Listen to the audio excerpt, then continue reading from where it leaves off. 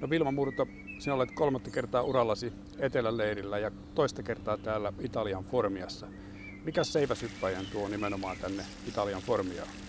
No, tää on tosi toimiva paikka. Että tässä on kaikki treenipaikat tosi lähellä toisiaan. Täällä on voimistelupaikat, puntit, hyvät hyppypaikat ja aamuisin täällä on tosi tasainen myötätuuli tuolta mereltä, niin täällä on ihan hyvä hypätä sitten. No minkälaisia ne treenipäivät täällä Formiassa ovat?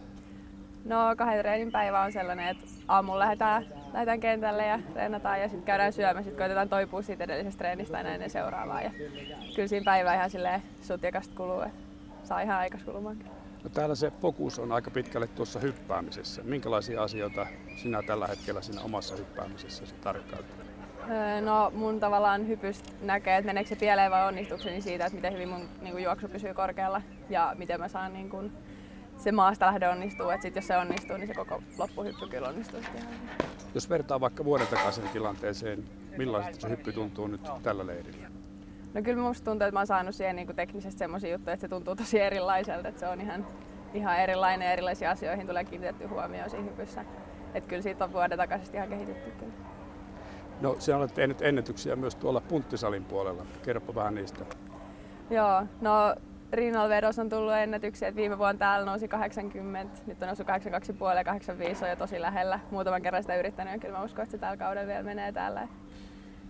Ja kyllä viime vuodesta on ainakin tosi paljon kehittynyt nuo punttituloksetkin. Ja se tuo lisääntynyt voimakin tuntuu tuossa hypyssä? Joo, kyllä se tuntuu ja pystyy tavallaan sitä seivästä käyttämään paljon enemmän hyödyksi, kun on vähän voimaa tehdä.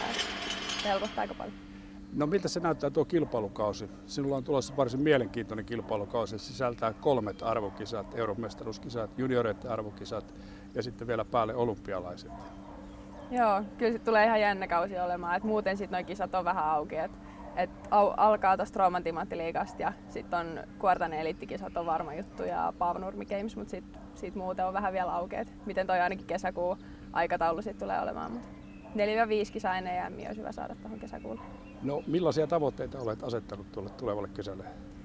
No mä oon ajatellut enemmän silleen, että se esimerkiksi ennätyksen parantaminen nyt ei ole niin iso juttu. Että tavallaan mä haluaisin, että se mun tavallaan perustaso nousisi taas korkeammalle, että siinä ei olisi niin iso heittoa niissä tuloksissa. Että se vaikka ei sit sitä 4-7 parantaisi yhtään kesällä, niin silti voi mennä kausi ihan tosi putkeen. Mutta totta kai sinnekin saa tulla sit lisää. No miten nuo arvokisat, missä järjestyksessä ne sinun mielessäsi ovat? No ne nuorten MM-kisat on se ykkösjuttu niin kuin menestymisen kannalta. Että siellä on se, että mä nyt oon kuitenkin juniori vielä, niin siellä on se, että missä mun pitäisi niinku pärjätä ja niinku on niinku mahdollisuudetkin menestyä. Että sitten nämä muut aikuisten kisat sit on enemmän kokemuksen hankkimista. Mutta totta kai sielläkin saa sit menestyä, jos haluaa. No sä olet sanonut monta kertaa, että Minna Nikkanen on ollut sinulla jossain vaiheessa tämmöinen esikuva ja nyt hän on harjoituskaveri ja täällä teette tällä leirillä nimenomaan yhdessäkin aika paljon harjoituksia. Kerro vähän, minkälaista se yhteinen harjoitteleminen ja tekeminen Minnan kanssa tällä hetkellä on?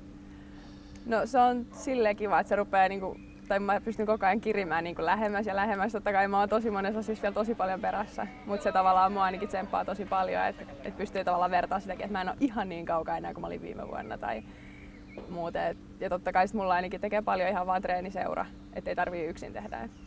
Ja siellä harjoitusten lomassa on tietysti pientä normaalia kuittailua ja vähän. Joo, se on meidän varmaan tavaramerkki jo pikkuhiljaa, että semmoinen terve kettuilu joka suuntaan on ihan semmoinen vakio juttu. No sinulla tähän leiriohjelmaan kuuluu myös vähän lueskelua. Opinnot ovat kesken.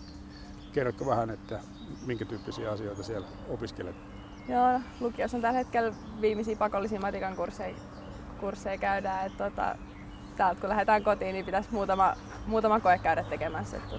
Matikka on ehkä semmoinen iso juttu, mistä täytyy tsempata täällä, että saisi niitä laskuja vähän laskettua myös.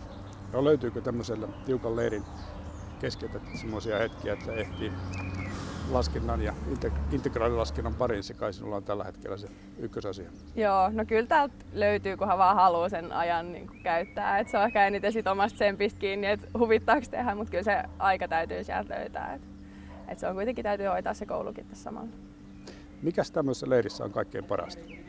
No mielestäni on ehkä se, että täällä oikeasti voi keskittyä siihen urheiluun, vaikka totta kai tehdään niitä matikan läksyjä ja muuta, mutta että kaikki fokus on siinä urheilussa kuitenkin. Ja niin kun pystyy tekemään asiat niin hyvin kuin mahdollista, että ei ole tavallaan muuta häiriötekijöitä sitten. Kiitos.